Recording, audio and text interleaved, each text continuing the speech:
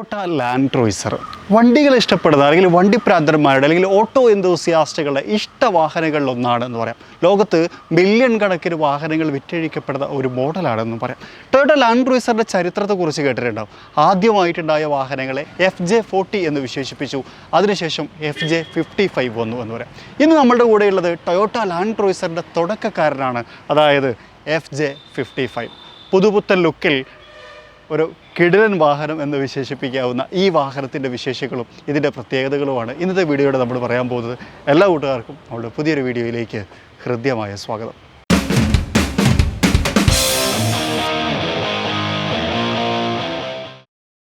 അപ്പോൾ ഇതാണ് FJ55, അതായത് 1968 വാഹന ലോകത്തുണ്ടായിരുന്ന ടൊയോട്ട ലാൻഡ് ക്രൂയിസർ എന്ന് പറയാം. ഇതൊരു സ്റ്റേഷൻ വാഗൺ ലുക്കാണ്.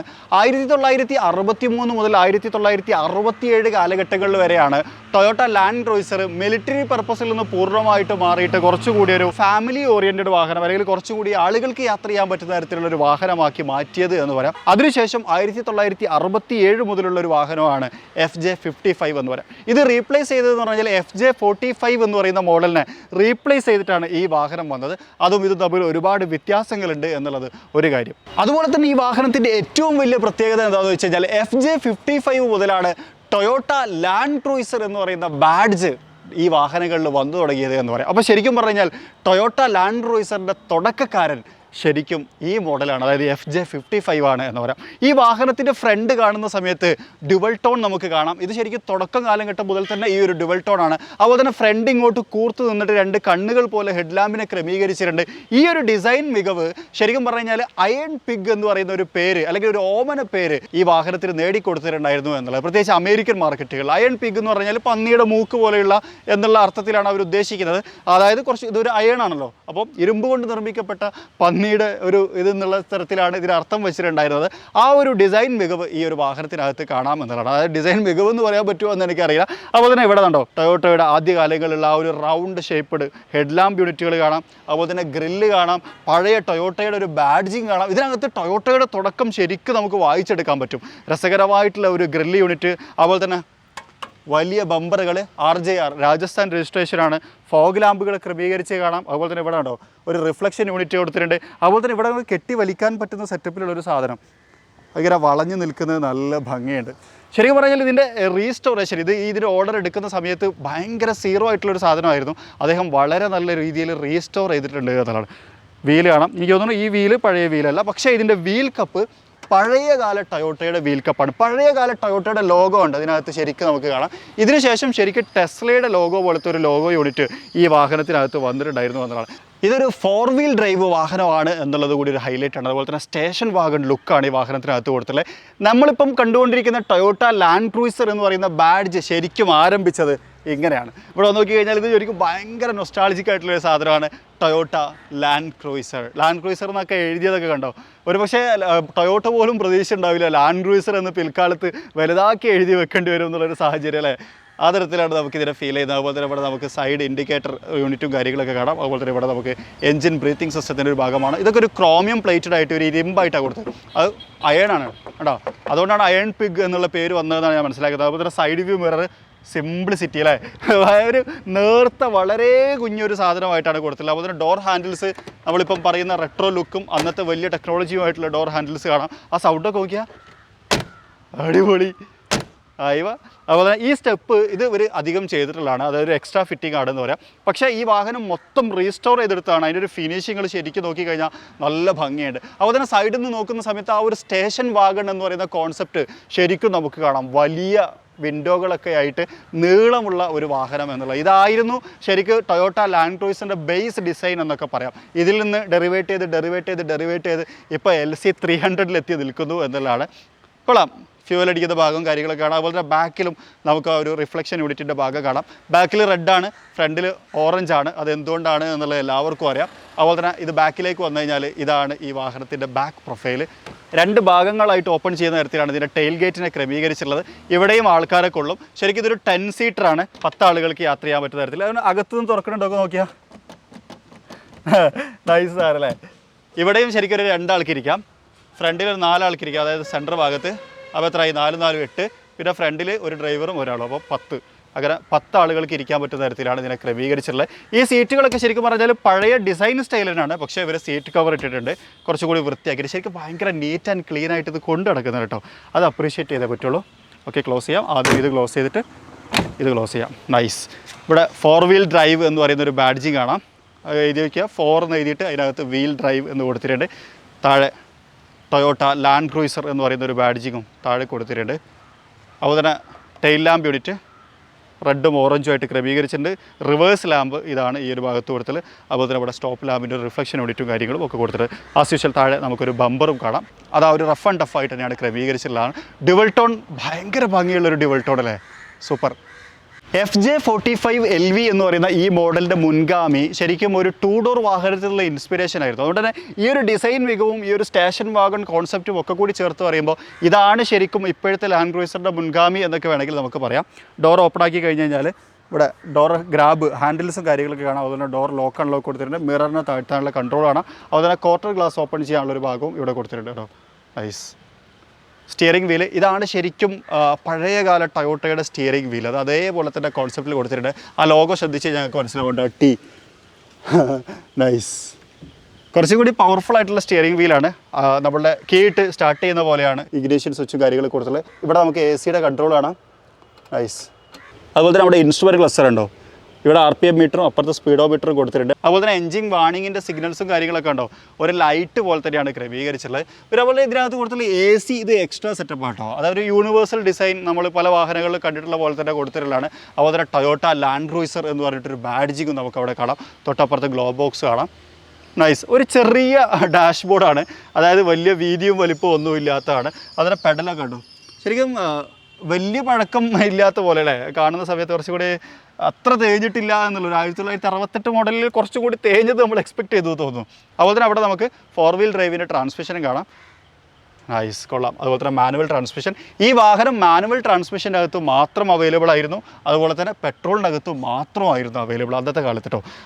സീറ്റുകൾ നല്ല കുഷ്യനോട് കൂടിയിട്ട് സോഫ സെറ്റ് പോലത്തെ സീറ്റും കാര്യങ്ങളൊക്കെയാണ്. അതിലേക്ക് ഞാൻ വരാം. അതിന് മുമ്പ് നമുക്ക് സെക്കൻഡ് റോയിലും നമുക്ക് 4 ആളുകൾക്ക് ഇരിക്കാൻ പറ്റുന്ന തരത്തിലാണ് ക്രമീകരിച്ചുള്ളത്. സ്റ്റെപ്പുള്ളതുകൊണ്ട് ഇപ്പോൾ കയറാൻ എളുപ്പമാണ്.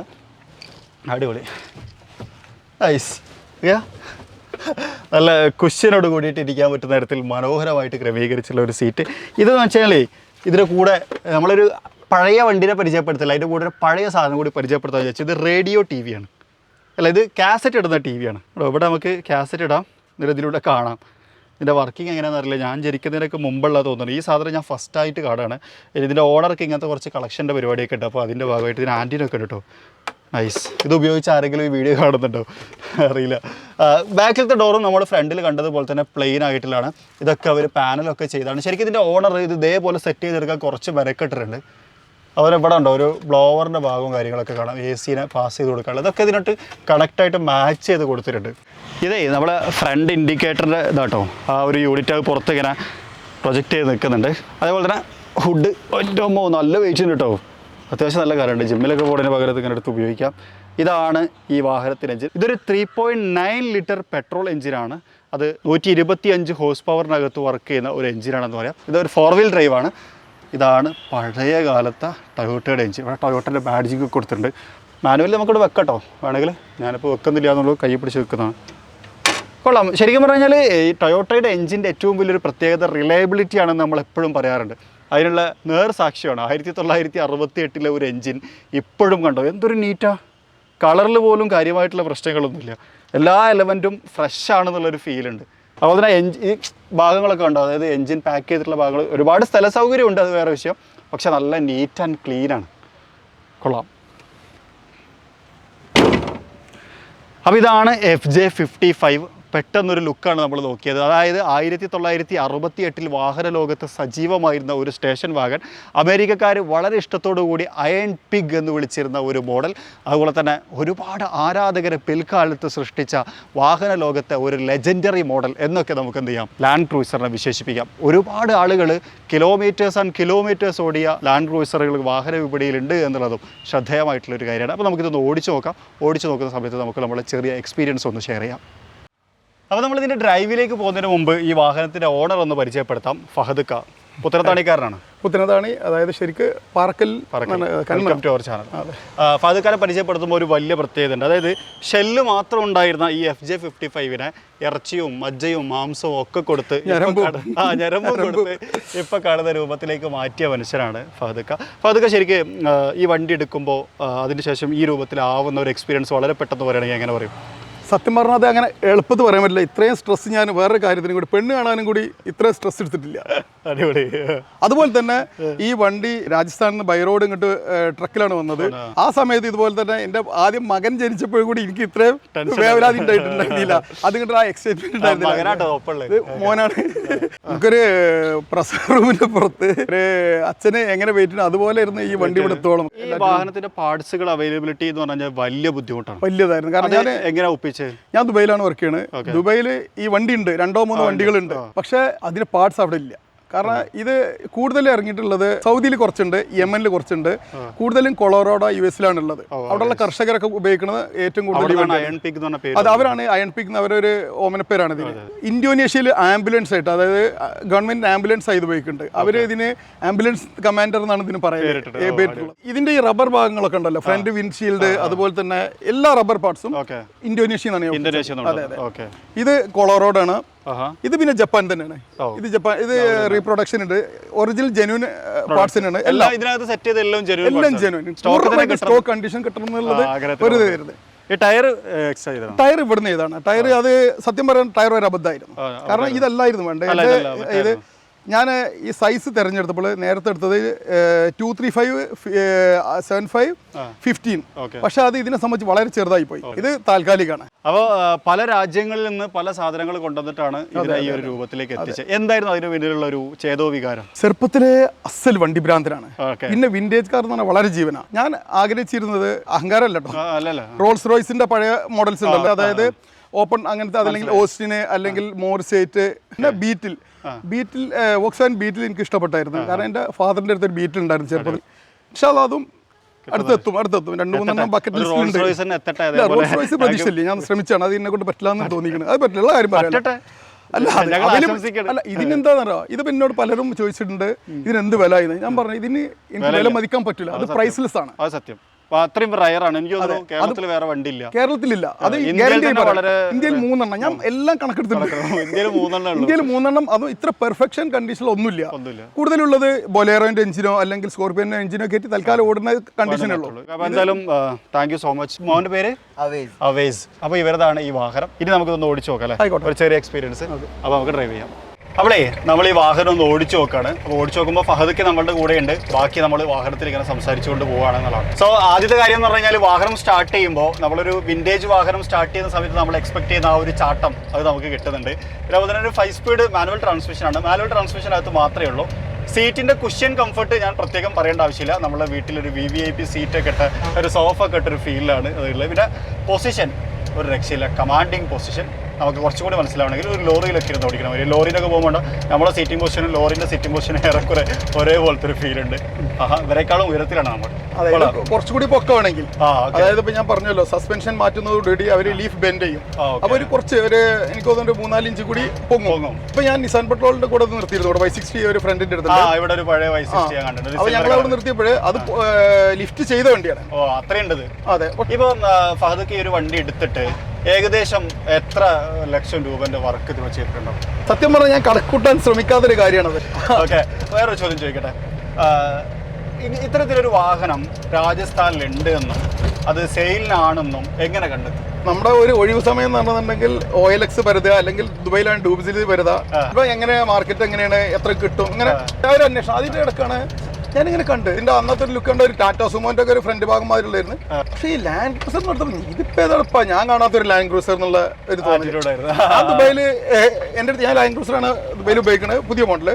അപ്പോൾ ലാൻഡ് ക്രൂസറിനോട് നല്ലൊരു കമ്പനി, ടയോട്ട വാഹനമാണ് ഇഷ്ടപ്പെട്ട കമ്പനി. കാരണം ഇതുവരെ തലവേദന എൻ്റെ ജീവിതത്തിൽ ഉണ്ടാക്കാത്തൊരു വാഹനമാണ് ടയോട്ടൻ്റെ. ഭയങ്കര റിലയബിൾ ആണ് അത് ഉറപ്പായിട്ടും. ഞാൻ എല്ലാ തരം ടെറയിലൂടെ അവിടെ ഓടിക്കാറുണ്ട്. അങ്ങനെ ഞാൻ ഈ OLX നമ്പർ റിക്വസ്റ്റ് ചെയ്തിരുന്നു. അത് അങ്ങനെ അവനോട് സംസാരിച്ച് അവന് തുടക്കത്തിൽ 10 ലക്ഷമാണ് പറഞ്ഞത്. അങ്ങനെ പിന്നെ അവർ കുറച്ച് തന്നു. അപ്പം എന്നോട് പറഞ്ഞു, പിന്നെ നിങ്ങൾ വേണമെന്നുണ്ടെങ്കിൽ വേഗം പറയണം, കാരണം എനിക്കിത് പെട്ടെന്ന് ക്യാഷ് ആക്കേണ്ട ആവശ്യമുണ്ട്. അതാണ്. അങ്ങനെ ഓക്കെ ഞാൻ പറഞ്ഞു ഞാൻ റെഡിയാണ് പറഞ്ഞിട്ട് ഞാൻ എന്ത് ചെയ്ത് കണ്ണും ചിമ്പി 1 ലക്ഷം കൊണ്ട് അയച്ചു കൊടുത്തു അഡ്വാൻസ്. പോട്ടെ. അപ്പോൾ കിട്ടിയാൽ കിട്ടി, ഇല്ലെങ്കിൽ പോട്ടെ എന്ന് വിചാരിച്ചു അങ്ങനെ ഒരു രീതിയിൽ ചെയ്തതാണ്. കപൂർ സിൻറ്റേജ് കാറിന്റെ ഓണർ ദുബൈയിൽ നിന്ന് ഒരു യാത്രയിൽ കണ്ടുപിടി, സഞ്ജീവ് കപൂർ എന്നാണ് ആളുടെ പേര്. ഈ റിസ്റ്റോറേഷൻ ഒരു 80s മുതൽ തന്നെ അവർ ഈ പണിയാണ് ചെയ്യണത്. അപ്പോൾ ഞാൻ ചോദിച്ചു നിങ്ങൾ ചെയ്യാൻ പറ്റുമോ? അപ്പോൾ എന്നോട് പറഞ്ഞു ഓക്കെ ഞാൻ കംപ്ലീറ്റ് ചെയ്തുതരാം, ഞാൻ കൊട്ടേഷൻ തരാം, എൻ്റെ കൊട്ടേഷൻ ഓക്കെ ആണെന്നെങ്കിൽ ചെയ്യേണ്ടത് ചെയ്തോ. ഞാൻ എന്ത് ചെയ്തു, അയാൾക്ക് കാശ് കൊടുത്തു. എന്നിട്ട് പറഞ്ഞു നിങ്ങൾ ഇനി ഡീൽ ചെയ്യുക. അങ്ങനെ വ്യക്തി എന്നോട് അയാൾ പറഞ്ഞു നീ എന്തിനാ നമ്പർ മാറ്റേണ്ട ആവശ്യം, ഇത് ഇതിൻ്റെ ഹെറിറ്റേജ് നമ്പറാണ്. അങ്ങനെ പിന്നെ എന്ത് ചെയ്തു, എൻ്റെ പേര് തന്നെ ഇവിടുത്തെ അഡ്രസ്സ് വെച്ചിട്ട് നമ്പർ, ആ പഴയ നമ്പർ എൻ്റെ പേര് വാങ്ങി. ഇതിന് പഴയ നമ്പർ പ്ലേറ്റ് നല്ല രസം കാണാൻ, അത് ബ്ലാക്കിൽ പിച്ചളാം. അതെ, അങ്ങനെ അയാൾ കൊട്ടേഷൻ അയച്ചു തന്ന് ഇത് കൂടുതൽ പാർട്സ് വാങ്ങിയത് കാരണം ക്ലാസിക് ക്രൂയിസർ LLC ഒരു സ്ഥാപനമുണ്ട്, പിന്നെ ക്രൂയിസർ ക്രോപ്സ് ഉണ്ട്, ഓസ്ട്രേലിയയിലെ ഹെറിറ്റേജ് ക്രൂയിസർ ഉണ്ട്, പിന്നെ ഇന്തോനേഷ്യ എന്നാണ് ഈ കംപ്ലീറ്റ് ഞാൻ പറഞ്ഞ നേരത്തെ പറഞ്ഞിരുന്നു റബ്ബർ ബീഡ്സ് അതേ വാങ്ങിയിട്ടുള്ളൂ, വേറെ ഒന്നുമില്ല. ബാക്കിയെല്ലാം ഒപ്പിച്ചു അങ്ങനെ ഓരോരോ പാർട്സ് ആയിട്ട്. കുറച്ച് കഷ്ടപ്പെട്ടിട്ടുണ്ട്. ആ കഷ്ടപ്പാടുകൊണ്ട് തന്നെയാണ് എനിക്ക് ഇത്രയും നമുക്കൊരു സ്നേഹം എപ്പോഴും ഉണ്ടാവും. പിന്നെ ഇത് ഓടിക്കുന്ന സമയത്ത് എന്ന് പറഞ്ഞു കഴിഞ്ഞാൽ ഇപ്പം എൻ്റെ ഒരു അനുഭവം പറയുകയാണെന്നുണ്ടെങ്കിൽ ഞാൻ ഭയങ്കര ഒരു പ്രൗഡ് ഫീലിംഗ് ഉണ്ട്. പക്ഷേ ഒരു ഭയങ്കര ഒരു ആഢ്യത്വം എന്നൊക്കെ അത് ഡ്രൈവ് ചെയ്യുമ്പോൾ എനിക്കറിയാം ഞാൻ തന്നെ ഒരു സംഭവമായ ഒരു ഫീൽ ചെറുതായിട്ട് എനിക്ക് കിട്ടുന്നുണ്ട്. വിന്റേജ് വണ്ടിയിൽ ഉണ്ടാവുന്ന സ്റ്റിയറിംഗ് വീലിനേക്കാളും നല്ല സ്റ്റിയറിംഗ് ഇതിനകത്ത്. പക്ഷെ മൂവിങ്ങിലുണ്ടോ ഭയങ്കര ഫ്രീ ആയിട്ട് നമുക്ക് ഡ്രൈവ് ചെയ്യാൻ പറ്റുന്നുണ്ട്. പിന്നെ അതുപോലെ കൊണ്ടെടുക്കാൻ വലിയ ബുദ്ധിമുട്ടൊന്നുമില്ല. അത് ഇത്രയും വലിയൊരു ബോക്സ് ഡിസൈൻ ആണെങ്കിലും പക്ഷേ നമുക്ക് ഈസി ആയിട്ട് ഞാൻ അവിടെ ടേൺ ചെയ്തെടുത്താൽ ഭയങ്കര ഈസി ആയിട്ട് നമുക്ക് ഡ്രൈവ് ചെയ്തെടുക്കാൻ പറ്റുന്നുണ്ട്. അതൊക്കെ തന്നെയായിരിക്കും ടൊയോട്ട ലാൻഡ് ക്രൂസറിന് ഇത്രയും കാലം ജീവിപ്പിച്ചത്, ഈ ഒരു ക്വാളിറ്റി. അപ്പോൾ എന്തായാലും ഇത്രയാണ് നമ്മുടെ നാട്ടിൽ വന്ന, പ്രത്യേകിച്ച് എൻ്റെ അയൽപ്പക്കമാണ്, തിരൂരിൻ്റെ തൊട്ടടുത്താണ് നമ്മുടെ നാട്ടിൽ വന്ന FJ55 എന്ന് പറയുന്ന ഞാൻ ജനിക്കുന്നതിന്റെ വർഷങ്ങൾക്ക് മുമ്പ് എന്നേക്കാളും 10 വയസ്സ് കൂടുതലാണ്. അപ്പൊ നിങ്ങളെ വയസ്സ് മാറേണ്ട, എല്ലാവരും കൂട്ടട്ടെ. അതെ പ്രായത്തിലെന്തിരിക്കും. അപ്പോൾ അത്രയും വലിയൊരു വാഹനത്തിന്റെ വിശേഷങ്ങളും അതുമായി ബന്ധപ്പെട്ട രസകരമായിട്ടുള്ള ഫാക്ടറികളും ഫഹദ് ഇത് നാട്ടിലെത്തിച്ചതിന്റെ വിശേഷങ്ങളുമാണ് ഇത്ര നേരം നമ്മൾ പറഞ്ഞുകൊണ്ടിരുന്നത്. നിങ്ങൾക്ക് ഇഷ്ടപ്പെട്ടിട്ടുണ്ടാവും വിചാരിക്കുന്നു. വലിയ വിശാലമായിട്ടുള്ള ഒരു കഥയായിരുന്നു. എന്തായാലും ഇത്തരത്തിലുള്ള ആളുകളുടെ അനുഭവങ്ങൾ കേൾക്കുമ്പോഴാണ് നമുക്ക് നമ്മളുടെ നോളജ് അപ്ഗ്രേഡ് ചെയ്യാനും അതുപോലെ തന്നെ ഇത്തരത്തിലൊരു വണ്ടിക്ക് കൊണ്ടുവരണമെന്നുണ്ടെങ്കിൽ നമ്മൾ എങ്ങനെയൊക്കെ പ്രിപ്പയർ ആവണം തുടങ്ങിയിട്ടുള്ള കാര്യങ്ങൾക്കൊക്കെ മനസ്സിലായി. എല്ലാം പഠിച്ചു. ഇനിയിപ്പോൾ അതൊക്കെ വിളിച്ചാൽ ഹെൽപ്പ് ചെയ്യും എല്ലാവരും. എന്നെ ഒരുപാട് ആൾക്കാർ വിളിച്ചിട്ടുണ്ടായിരുന്നു. ഒന്നാമത് ഇത് എന്തായാലും ഇത്രയാണ് FJ55ഉം അതുപോലെ തന്നെ ഫഹദ്ക്കയുടെയും വിശേഷങ്ങൾ. നിങ്ങൾക്ക് ഇഷ്ടപ്പെട്ടിട്ടുണ്ടാവും വിചാരിക്കുന്നു. ഇഷ്ടപ്പെട്ടെങ്കിൽ ലൈക്ക് ചെയ്യാൻ മറക്കരുത്. അതുപോലെ തന്നെ ചാനൽ ആദ്യമായിട്ട് കാണുന്ന സുഹൃത്തുക്കളുണ്ട് എന്നുണ്ടെങ്കിൽ സബ്സ്ക്രൈബ് ചെയ്യാൻ മറക്കരുത്. ഫഹദ്ക്കാട് Instagram വഴി താഴെ കൊടുത്തിട്ടുണ്ട് കേട്ടോ. എന്തെങ്കിലും ആവശ്യം ഉണ്ടെങ്കിൽ ഫഹദ്ക്കാരെ കോൺടാക്ട് ചെയ്യാം. അപ്പോൾ മറ്റൊരു വീഡിയോയിൽ മറ്റൊരു വിശേഷമായിട്ട് കാണാം. അതുവരെ